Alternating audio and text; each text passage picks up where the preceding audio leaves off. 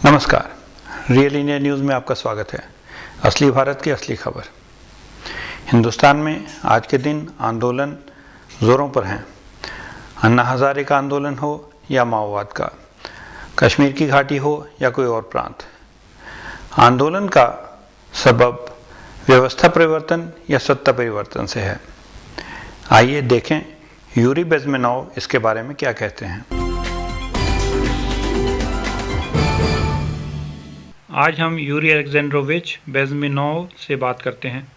Yuri 1939 में Moscow के पास पैदा हुए। वे एक उच्च सोवियत फौजी अफसर के बेटे थे। वे एक बहुत उच्च स्तर के स्कूल में पढ़े और भारतीय भाषाओं और भारतीय संस्कृति में महारत हासिल की। उसके बाद वे नोवास्टी में कार्यरत रहे, जो कि सोवियत रूस की खबर एजेंसी थी और रूस की गुप्तचर एजेंसी KGB का भाग थी। वे 1970 में अपनी जान का खतरा उठाते हुए भागकर पश्चिमी देशों में चले गए, क्योंकि वे सोवियत प्रणाली से पूरी तरह खिन्न हो चुके थे।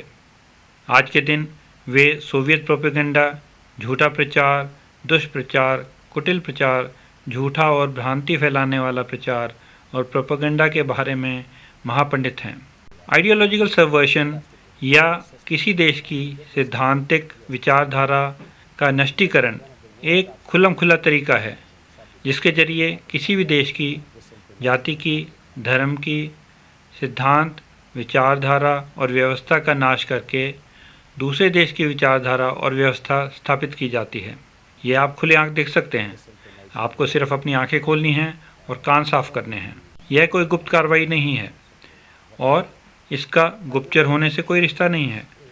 गुप्तचर कार्रवाई या जासूसी के बारे में लोग बहुत मिर्च मसाला लगाकर सोचते हैं।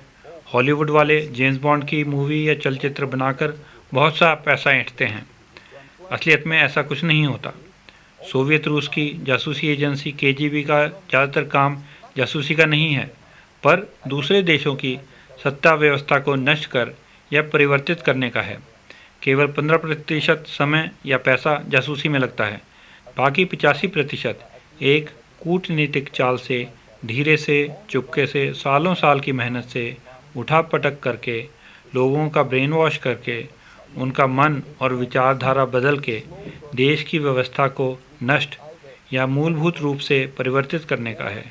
जैसे हम हर अमेरिकन का दिमाग बदल कर ऐसा कर देते हैं कि वे सच्चाई को समझ या बूझ ही ना पाएँ, और चाहे आप उनके सामने सब सच्चाई खोल कर रख दें तो भी वह उसको पहचान ना पाएँ और अपने परिवार की, अपने जाति और धर्म की और अपने देश की रक्षा न कर पाएँ। यह एक बहुत बड़ा ब्रेन वॉशिंग या पागल या स्थायी मूर्ख बनाने का सीधा तरीका है। यह बहुत चतुराई से धीरे धीरे करना होता है, ताकि देश की जनता को इसका बिल्कुल भी आभास न हो। इस तरीके के 4 चरण या भाग हैं। पहला चरण डीमोरलाइजेशन या स्वाभिमान और मनोबल को नष्ट करने का होता है। इससे जनता को निरुत्साहित किया जाता है। इसमें 15 से 20 साल लगते हैं, क्योंकि एक पूरी पीढ़ी का मनोबल और स्वाभिमान नष्ट करना पड़ता है। एक पूरी पीढ़ी के विद्यार्थियों को यह सिखाना पड़ता है कि तुम्हारा देश की व्यवस्था सड़ी गली है और विदेशियों की, यानी कि हमारी, बहुत अच्छी है। इससे आप अपने दुश्मन के नवयुवकों की विचारधारा पर कब्जा कर लेते हैं, जैसे कि मार्क्सिस्ट लेनिनिस्ट या कम्युनिस्ट विचारधारा को 3 पीढ़ियों के दिमाग में हम भर रहे हैं, जिससे वह हमारे ही अनुसार सोचने लगें। इसको वे समझ नहीं पाते और अपने देश की मूलभूत विचारधारा और देशभक्ति को छोड़कर हमारे चंगुल में आके फंस जाते हैं। हमारा बहुत सा जासूसी का काम पहले उन लोगों की जानकारी लेने में या इकट्ठा करने में लगता है, जिनको इस्तेमाल करके हम उस देश के बच्चों की अपनी विचारधारा नष्ट कर हमारी विचारधारा के लिए इस्तेमाल कर सकते हैं। इसमें प्रकाशक, संपादक, पत्रकार, एक्टर, अध्यापक, राजनीतिक शास्त्र के प्रोफेसर, संसद सदस्य, व्यापारिक संगठनों के प्रवक्ता इत्यादि, इन सब लोगों का हम इस्तेमाल करते हैं। इन लोगों को हम 2 भागों में बांटते हैं। एक तो वह जो सोवियत विचारधारा या कम्युनिस्ट विचारधारा को बढ़ावा देंगे, हम उनको महत्वपूर्ण पदों पर बैठाते हैं ताकि वे मीडिया और लोक संचार के जरिए लोगों को हमारी विचारधारा में बहकाएं और जो हमारे खिलाफ हैं उन्हें हम नष्ट करते हैं। उनके चरित्र पर लांछन लगाकर, अफवाहें फैलाकर या उनकी हत्या कर या दुर्घटना में उनकी मौत हो जाती है। जैसा कि दक्षिण वियतनाम के एक छोटे से शहर में कई हजार नागरिक एक ही रात को कत्ल कर दिए गए जब वह शहर वियत कांग कम्युनिस्टों ने सिर्फ 2 दिन के लिए कब्जा किया था। CIA को कभी भी यह समझ में नहीं आया कि ये कम्युनिस्टों को कैसे पता चला कि किसको मारना है और किसको छोड़ना है, और जिसको मारना है वह किस घर में रहता है। उन्हें ये कैसे सिर्फ 4 घंटे में गिरफ्तार करके, अगवा करके हजारों लोगों को गाड़ियों में भरकर शहर से बाहर निकाल के मार डाला गया। यह तो बहुत सरल है।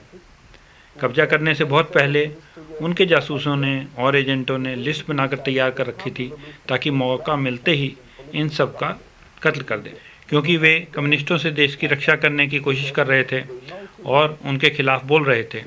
ऐसे एजेंट नाई और टैक्सी चलाने वाले थे। यही हनोई के सोवियत दूतावास में हम सब कर रहे थे और यही मैं नई दिल्ली के दूतावास में कर रहा था। मैं ये देखकर भौचक्का रह गया कि वे लोग जो सोवियत रूस के हक में लिख रहे हैं और जो मेरे मित्र थे उनके भी नाम भी उस लिस्ट में थे जिन्हें की कत्ल किया जाना है। हाँ, सोवियत रूस के हिमायती भी कत्ल की लिस्ट में थे। वे सोवियत रूस की यात्रा भी कर चुके थे और उसके हक में भी लिख रहे थे। पर KGB ने यह तय कर लिया था कि जब भारत में कम्युनिस्ट क्रांति आएगी या सत्ता परिवर्तन की उठापटक होगी तो उन सब की हत्या करनी होगी। ऐसा क्यों? क्योंकि उन्हें बहुत ज़्यादा जानकारी है। ऐसा इसलिए क्योंकि जो हमारे मूर्ख पिट्ठू हैं या जो कम्युनिस्ट विचारधारा को सच माने बैठे हैं और उसे बहुत ही अच्छा समझ रहे हैं, जब कम्युनिस्टों का राज आएगा और उन्हें सच्चाई का पता चलेगा और उनकी आंखें खुलेंगी तो वो हमारे सबसे बड़े दुश्मन बन जाएंगे। इसलिए KGB के प्राध्यापकों का असूल है कि किसी देश के कम्युनिस्टों पर कभी भी विश्वास मत करो। उन्हें इस्तेमाल करके उनकी हत्या करवा दो। वो तो वेश्या की तरह हैं, इन पे विश्वास कभी नहीं कर सकते। यह हमारे को हुक्म था। हमें ज़्यादा छपने वाले अखबारों और मीडिया में घुसपैठ करने का हुक्म था। अत्यधिक अमीर फिल्में बनाने वालों को फंसाओ, तथाकथित बुद्धिजीवियों को पकड़ो, ऐसे घमंडी घटिया लोग जो आपकी आंखों में आंख डालकर सफ़ेद झूठ बोल सकते हैं, गद्दारी कर सकते हैं और अपने आप को फन्ने खां और बहुत अक्लमंद और सबसे ऊंचा समझते हैं। ऐसे लोग जो कि नैतिक रूप से गिर चुके हैं, कम्युनिस्ट शासन के लिए भर्ती करने के लिए बहुत ही उपयुक्त हैं। वे या तो बहुत लालची होने चाहिए या अत्यधिक महत्वाकांक्षी हों, तो इन्हें KGB बहुत जल्दी भर्ती करना चाहती थी। क्या ऐसे लोग काम नहीं आ सकते? उन्हें मार डालना क्या ज़रूरी है? नहीं, वे सिर्फ देश की व्यवस्था हिलाने और अव्यवस्था फैलाने के ही काम के हैं। इसके बाद हमारे लिए वे बेकार कचरा हैं।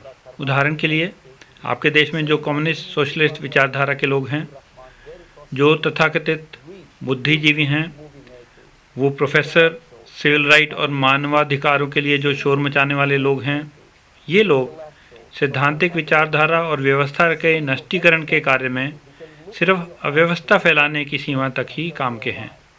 जब उनका काम ख़त्म हुआ उसके बाद हमारे को उनकी ज़रूरत नहीं है। उन्हें ज़रूरत से ज़्यादा पता है। वे जब देखते हैं कि मार्क्सिस्ट लेनिनिस्ट कम्युनिस्ट सत्ता में आ गए हैं तो वे सोचते हैं कि अब उन्हें सत्ता मिलनी चाहिए। ऐसा तो कभी होने वाला नहीं है। उन्हें तो एक दीवार के सामने खड़ा कर कर गोली से उड़ा डाला जाएगा। इसलिए वे कम्युनिस्टों के सबसे बड़े दुश्मन बन जाते हैं। ऐसा ही निकारागुआ में हुआ। आपको याद होगा कि पहले वाले कम्युनिस्ट या तो जेल में हैं या भागकर कम्युनिस्ट सरकार के खिलाफ लड़ रहे हैं। ऐसा ही ग्रेनाडा में हुआ। बिशप मॉरिस जो पहले ही मार्क्सिस्ट था, उसे एक नए मार्क्सिस्ट ने मार डाला। वो और भी पक्का मार्क्सिस्ट था।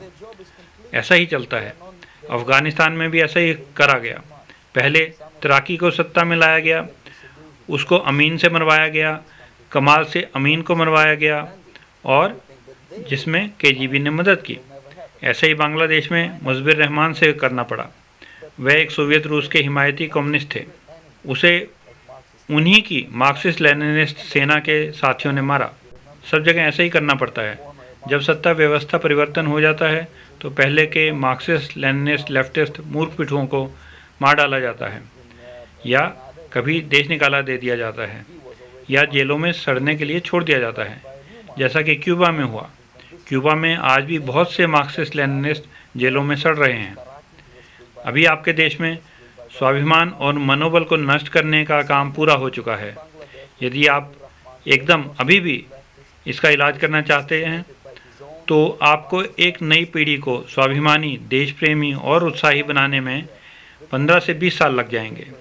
तभी नई पीढ़ी इस सच्चाई को ठीक से समझ पाएगी और इस नैतिक और मानसिक आक्रमण से अपने परिवार की, जाति की, देश की रक्षा कर पाएगी।